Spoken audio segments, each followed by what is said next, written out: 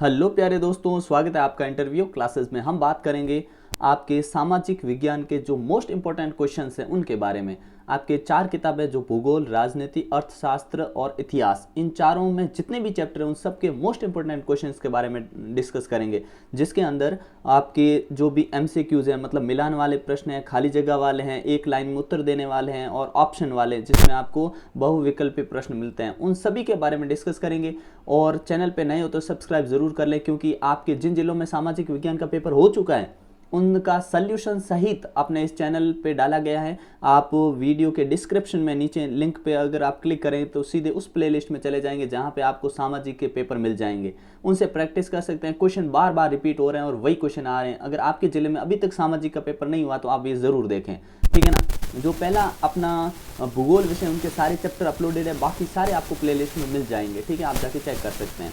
दूसरा जो अपना है विषय, उसके बारे में बात करते हैं, जिसमें आपको भारत और समकालीन विश्व इतिहास के बारे में, इतिहास वाली किताब है भारत और समकालीन विश्व भाग 1, इसके बारे में डिस्कस करेंगे, जिसमें फर्स्ट अध्याय है फ्रांसीसी क्रांति, ठीक है। इसके जो मोस्ट इंपॉर्टेंट क्वेश्चन उनके बारे में बात करें, फ्रांसीसी क्रांति के दार्शनिकों के योगदान को लिखें। यहाँ पे जो क्वेश्चन है ना, यहाँ पे छोटे क्वेश्चन नहीं, क्योंकि ये आपके 4 नंबर का चैप्टर है जिसमें से छोटे छोटे क्वेश्चन पूछे जाने के चांसेस कम है, तो इनको एक बार आप अच्छे से देख लीजिएगा। इसके बाद जो आपका सेकंड चैप्टर है, यहाँ से एमसीक्यूज वगैरह शुरू होते हैं, जो कि आपके लिए बहुत इंपॉर्टेंट है, ठीक है ना। और सभी चैप्टर का डिस्कस करेंगे एक साथ में, जो कि आपके इतिहास में 5 चैप्टर है, 5 के बारे में डिस्कस करेंगे, ठीक है। देखते हैं अपना पहला क्या है, कि पहला प्रश्न अपने सेकंड चैप्टर जो है यूरोप में समाजवाद व रूसी क्रांति, ठीक है ना। देखिए, कार्ल मार्क्स द्वारा लिखी गई पुस्तक का नाम पूछा है आपसे, तो उसका नाम था दास कैपिटल। फिर पूछा है रूस की संसद का नाम क्या है, तो रूस की संसद इंपॉर्टेंट है, याद रखिएगा, ठीक है ना, ड्यूमा, ठीक है ना, ड्यूमा। फिर है पहला विश्व युद्ध कब प्रारंभ हुआ था, तो ये हुआ था अपने 1914 के अंदर, ठीक है ना, और 1914 में, और दूसरा हुआ था 1939 में, ठीक है ना, ध्यान रखिएगा, और 1918 में ये खत्म हो गया था, ठीक है ना। अगला देखते हैं 1917 के वॉल्शेविक दल के नेता कौन थे, ठीक है, तो लेनिन, ये कई बार आ चुका है आपके, ठीक है ना, व्लादिमीर लेनिन, ठीक है। रूस की क्रांति कब हुई थी, तो ये 1917 में हुई थी, ठीक है ना, ध्यान रखिएगा। अगला प्रश्न है जो बहुत इंपॉर्टेंट है, ये खाली जगह वाले आपसे क्वेश्चन ऐसे पूछे जाते हैं, ठीक है ना। 1914 में रूस पर शासन था किसका, तो उस समय रूस का शासक कौन था, जिसका नाम था अपने जार निकोलस। क्या नाम था, जार निकोलस। और पूछ ले तो ये सेकंड था, जार निकोलस द्वितीय, याद रखिएगा।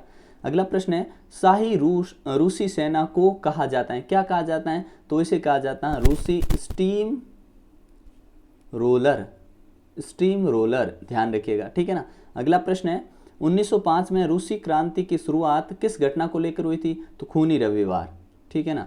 अगला देखिए अप्रैल थीम नामक सिद्धांत, ये है, ये देन है, किसकी देन है, ये अप्रैल थीसिस सिद्धांत किसकी देन है, तो ये व्लादिमीर लेनिन की देन है, किसकी, लेनिन। आप कहेंगे इसका आंसर क्या लिखोगे, लेनिन, ठीक है ना, ध्यान रखिएगा। अगला क्वेश्चन देखते हैं, जिसमें आपसे पूछा है पेरिस कम्यून की स्थापना कब हुई थी, तो 1817 में हुई थी। कब हुई थी, 1817 ईस्वी के अंदर हुई थी। फिर है रूस में संपन्न किसानों को क्या कहा जाता था, कुलक, किसानों को, संपन्न किसानों को कुलक कहा जाता था, ठीक है ना। अगला है जोड़ी बनानी है, आपको मैच करना है, ठीक है, कौन सा किससे मिलान करेगा, ठीक है। रूसी संसद, तो रूसी संसद को क्या, अभी हमने बात की, उसको कहा जाता था ड्यूमा। अगर इन क्वेश्चंस को आप देख लेते हैं ना, तो आप पेपर देखिएगा पिछले जो आए हुए हैं, सेम टू सेम क्वेश्चन मिल रहे हैं आपको, ठीक है ना। रूसी क्रांति का प्रारंभ, तो ये प्रारंभ हुआ था पेट्रोग्राद, ठीक है ना, इससे मिलान कर देंगे। वॉल्शेविक दल का नेता आप लेनिन से मिलान कर देंगे, ठीक है ना। जार की महारानी का सलाहकार सन्यासी, तो इसको हम मिला देंगे, जार का कौन था, तो रासपुतिन, ठीक है ना, रासपुतिन, इससे मिलान कर देंगे। रूस का शासक, तो जार निकोलस सेकंड, ठीक है, ऊपर बात की हमने रूसी शासक के बारे में उस समय, ठीक है ना। अगले क्वेश्चन देखते हैं, जिसमें आपको छोटे छोटे प्रश्न हैं उनके उत्तर देने हैं। ये बहुत इंपॉर्टेंट क्वेश्चन है, ठीक है ना। इन क्वेश्चन को एक बार अच्छे से जरूर देख लीजिएगा कि कुलुक शब्द क्या है, हमने ऊपर अभी बात की, कुलुक हो गया, ठीक है, प्रेरित करने के बारे में। ये थोड़े बड़े क्वेश्चन है, लेकिन ये आपको अच्छे से तैयार कर लेने हैं, ठीक है। अगला प्रश्न आपके ये क्वेश्चन मिलेंगे, इनको अच्छे से तैयार जरूर कर लीजिएगा। नेक्स्ट जो अपना चैप्टर आता है जो है नाथसीवाद और हिटलर का उदय, इसमें एक एक नंबर के क्वेश्चन पूछे गए हैं आपसे, ठीक है ना। देखते हैं इनके क्वेश्चन का क्या होगा। कंस्ट्रक्शन कैंप शब्द क्या था, तो ये क्या था, देखिए उस समय क्या होता था कि ऐसे स्थान जहाँ पर बिना किसी कानूनी प्रक्रिया लोगों को कैद रखा जाता था ना, कहने का मतलब हो गया कि कोई कानून लागू नहीं है, लोगों को बस कैद करके डाल दिया, उसको कहा जाता था अपने कंस्ट्रक्शन कैंप। ठीक है ना, ध्यान रखिएगा। हिटलर को कौन सी विचारधारा उसे विश्व प्रसिद्ध किया, कौन सी विचारधारा थी उसकी, तो उसकी विचारधारा थी अपने नाजीवाद। क्या था? नाजीवाद। अगला देखते हैं कि ब्लॉन्ड शब्द का प्रयोग किस प्रजाति के लिए किया जाता है, तो ये होता है अपने नार्डिक जर्मन आर्य के लिए। ठीक है ना, वहाँ पे जो होते थे उनके लिए ये उपयोग में किया जाने वाला शब्द था। ठीक है ना। अगला पूछा है कि हिटलर की पुस्तक का नाम, जो हिटलर की प्रसिद्ध पुस्तक थी उसका नाम क्या था, तो उसका नाम था मीन कैंप। ठीक है ना, क्या नाम था? Mean camp. अगला देखते हैं, युंग फोक से क्या तात्पर्य है, तो इसका मतलब ये होता था, क्या होता था कि ये एक इस प्रकार का युवा संगठन होता था जिसमें 14 वर्ष से कम उम्र वाले बच्चों के लिए हुआ करता था, कहने का मतलब। ठीक है ना, 14 साल से कम होते थे उनके लिए होता था। फिर पूछा है कि वर्साय की संधि किस सन में हुई थी, तो ये हुई थी अपने 1919 में। याद रखिएगा कब हुई थी? 1919 में। अगला है, वॉल स्ट्रीट एक्सचेंज किस देश में स्थित है, तो ये अमेरिका में। कहाँ है? अमेरिका। ठीक है। अगला देखिए, प्रसिद्ध विशेषाधिकार अधिनियम कब लागू किया गया, तो ये 3 मार्च 1933। ठीक है ना, याद रख लीजिएगा इसको। ठीक है। अगला प्रश्न पूछा गया है, गैस्टापो से क्या तात्पर्य है, तो ये क्या हुआ करता था, एक ये अपने जर्मनी गुप्तचर संस्था होती थी, कहने का मतलब जर्मनी में जो गुप्त कार्य करने के लिए संस्था बनी थी उसका नाम था अपने गैस्टापो। ठीक है।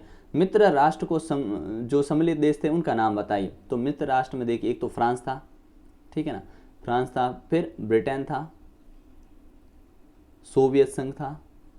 ठीक है ना, ये आप नाम लिख सकते हैं। ठीक है ना। अगला देखते हैं, नेक्स्ट क्वेश्चन। आपको क्या करना, जोड़ी बनानी, मतलब कौन किससे मिलेगा। ठीक है ना, तो देखिए अभी गेस्टापो के बारे में बात की ना हमने ऊपर, जर्मन गुप्तचर संस्था थी, संख्या मिस प्रिंट है। ठीक है ना, संस्था थी ये। आर्थिक मंदी, तो ये 1929 में आई थी आर्थिक मंदी। ठीक है। फिर पूछा है कि राइखस्टेग इसके बारे में, तो ये क्या होती है, अपने जर्मन सांसद होती है। ठीक है। फिर बोला है कि न्यूरम्बर्ग नागरिकता अधिकार। ठीक है ना, काफ़ी अजीब सा वर्ड है। ठीक है ना, तो ये कब हुआ था, तो आप कहेंगे ये सितंबर 1935। द्वितीय विश्व युद्ध के बारे में जानते हैं 1939, प्रथम 1914 था आपने। ठीक है ना, और ख़त्म 1918 में हो गया था।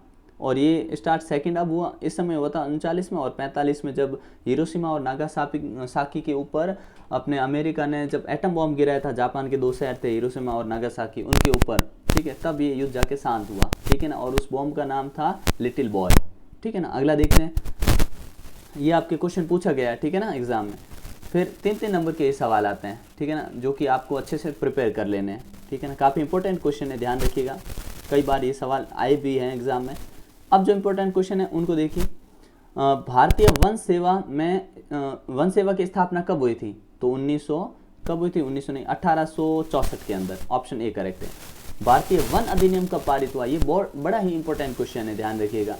ठीक है ना, तो वन अधिनियम देखो, वन सेवा की स्थापना हो गई थी 64 में, जस्ट 1 साल बाद 1865 के अंदर अपने वन अधिनियम पारित भी हो गया। वनों के लुप्त होने की प्रक्रिया को क्या कहते हैं, तो वनोन्मूलन कहते हैं। भारत का प्रथम वन निर्देशक कौन था, जिसे वन निर्देशक मानते हैं, तो वो था अपने डाइट्रिच ब्रेडिश। ठीक है।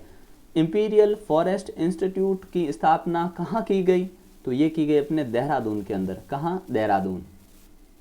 फिर पूछा कि स्थापना इसकी कब की गई, तो इसकी स्थापना 1906 के अंदर की गई थी। फिर पूछा एक लंबी रेल लाइन बिछाने में कितने स्लीपरों की आवश्यकता होती है, लगभग कितने, तो 1700 से 2000 के आसपास स्लीपरों की आवश्यकता होती है। ठीक है ना। अगला क्वेश्चन देखते हैं, 1600 में भारत की भूमि पर कितना भूभाग कृषि आधारित था, तो 6ठा भाग। ठीक है ना, कितना भाग? 6ठा भाग। कुमंतु खेती एक स्थान पर कितने वर्षों तक की जा सकती है, की जाती है, नॉर्मली 2 वर्ष की होती है ये। ठीक है ना, फिर भूमि वहाँ की बंजर हो जाती है। ठीक है ना, क्वेश्चन कई बार पूछा हुआ है, घुमंतु खेती क्या है या झूम खेती क्या है। आरक्षित, सुरक्षित तथा ग्रामीण किन की 3 श्रेणियां हैं, ये 3 श्रेणियां हैं, ये किसकी है, तो ये अपने वनों की है, जीवों के स्थानीय प्रशासन की नहीं, ये वनों की, आरक्षित, सुरक्षित और ग्रामीण। ठीक है ना। फिर है श्रीलंका में झूम खेती को क्या कहते हैं, तो यहाँ पे नाम उसका अलग है, जिसे हम चैना कहते हैं। क्या कहते हैं? चैना। अब आपको मिलान वाले क्वेश्चन देखने हैं जो काफ़ी इंपॉर्टेंट है, ठीक है ना। पहला क्वेश्चन पूछा गया है कि दक्षिण पूर्वी एशिया, तो इसको मिला देंगे लादिंग से। फिर हिंदुस्तान, हिंदुस्तान में क्या होता है अपने? झूम खेती बोला जाता है, ठीक है। और श्रीलंका में चैना बोला जाता है, आप जानते हैं, ठीक है। अमेरिका में इसको बोला जाता है मिल्पा, मिल्पा, ठीक है ना। और अफ्रीका में जो एक बचा है चितमेन, ठीक है ना, ये सॉरी थोड़ा चितमेन, इससे मिलाना है, ठीक है ना। हो गया। अगला प्रश्न देखते हैं, ये इंपॉर्टेंट क्वेश्चन है। और झूम खेती हो गया, वानिकी हो गया, स्लीपर क्या होता है, इनके बारे में मतलब एक एक बार जरूर आप इन सभी को देख लें, ठीक है। और अपने इस बुक का जो अंतिम चैप्टर है, क्योंकि इसमें 5 चैप्टर है, इसके बाद में आपको सारे चैप्टर, जितने भी चैप्टर ना सारे मिलेंगे। अंतिम चैप्टर उसके क्वेश्चन के बारे में डिस्कस करते हैं।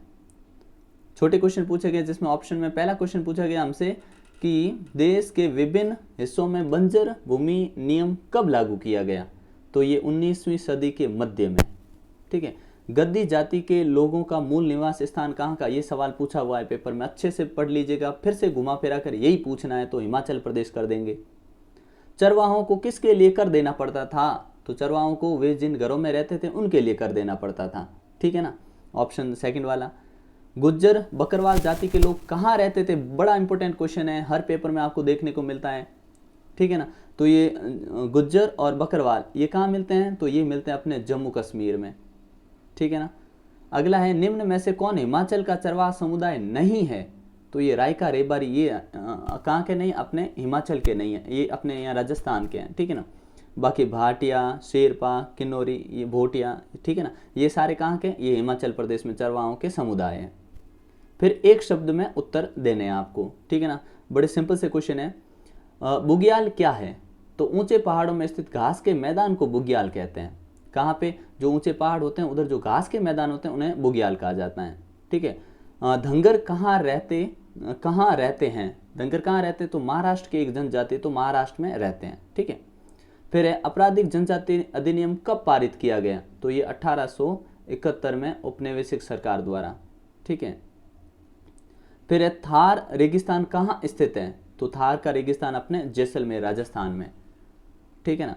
फिर अगला पूछा है मारू रायका कहाँ निवास करते हैं, तो मारू रायका रेगिस्तान में रहते हैं, ठीक है ना, ध्यान रखिए। और रेगिस्तान कहाँ है, राजस्थान में, ठीक है। फिर पूछा है गुल्ला, कुरमा व कुरुबा चरवाहों का मूल निवास स्थान कौन सा है, तो ये कर्नाटक और आंध्र प्रदेश के निवासी होते हैं, ठीक है ना, ध्यान रखिएगा। फिर अगला पूछा है रायका जाति के निवासी राजस्थान के हैं, ठीक है ना।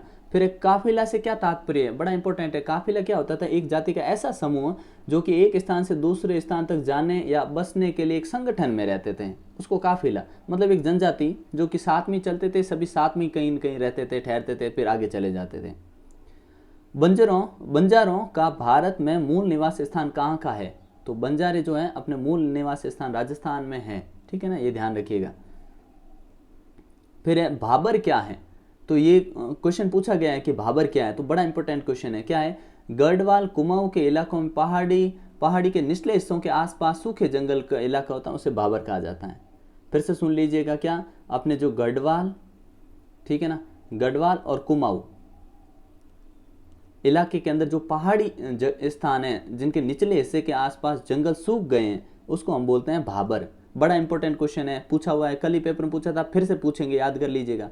घुमंतू चरवाहा किसे कहते हैं, तो ऐसे लोग जो एक स्थान पर टिक कर नहीं बल्कि अपनी आजीविका एक दूसरे से जगह पे घूम कर आजीविका निकाल देते हैं, वो घुमंतू होते हैं, ठीक है, एक जगह रुकते नहीं है, ठीक है ना। अगला देखते हैं, ठीक है ना, ये आपके यहाँ पे एकदम कंप्लीट होते हैं और इनकी अच्छे से प्रैक्टिस कर लीजिएगा, ठीक है। मिलते हैं नेक्स्ट पार्ट में, तब तक के लिए शानदार ढंग से तैयारी करते रहिए। जय हिंद, जय भारत। और हाँ, ध्यान रखिए, आपको सारे वीडियो यहाँ पे मिल जाएंगे, आपके जितने भी इंपॉर्टेंट टॉपिक है, क्वेश्चन आंसर है, सभी कुछ आपको यहाँ पे मिलेगा, ठीक है। आपकी चारों बुक्स के कंप्लीट सोल्यूशन मिल जाएंगे, इनसे बाहर क्वेश्चन आपके ना के बराबर आएगा और बड़े क्वेश्चन की प्रैक्टिस आपको खुद को करनी है, ठीक है। तो मिलते हैं नेक्स्ट पार्ट में, तब तक के लिए जय हिंद, जय भारत।